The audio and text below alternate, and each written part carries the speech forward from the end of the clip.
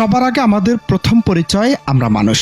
একজন মানুষ কতটা বিপদগ্রস্ত হলে ভিন্ন ধর্মের হয়েও আল্লাহর প্রতি বিশ্বাস রেখে মসজিদের সামনে এসে দাঁড়ায়, ভাবতে পারেন সমাজে আমাদের প্রধান পরিচয় কি, ধর্মবর্ণ নাকি শুধুই মানুষ? এই প্রশ্নটি আজ সামনে এনে দিয়েছে কিশোরগঞ্জের একটি ঘটনা, যেখানে দেখা যায় একজন বিধর্মী নারী চরম বিপদের মুখে সৃষ্টিকর্তার কাছে সাহায্যের আকুল প্রার্থনা নিয়ে এসে দাঁড়িয়েছেন কিশোরগঞ্জের পাগলা মসজিদের সামনে। স্থানটি হলো কিশোরগঞ্জের পাগলা মসজিদ ও ইসলামিয়া কমপ্লেক্সের সামনের চত্বর। ভিডিও ফুটেজে ধরা পড়ে সেই দৃশ্য।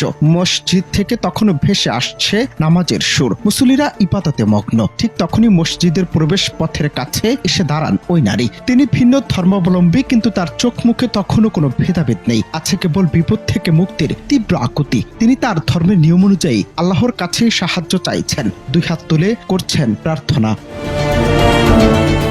এই ভিডিওটি সামাজিক যোগাযোগ মাধ্যমে আসার পর থেকে তৈরি হয়েছে ব্যাপক আলোড়ন।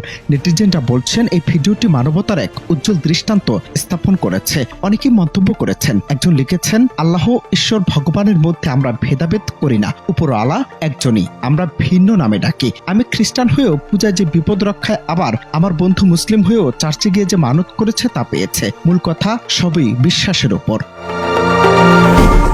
এই ঘটনাটি শুধু একটি ভিডিও নয়, এটি আমাদের সমাজের জন্য এক গুরুত্বপূর্ণ পাঠ।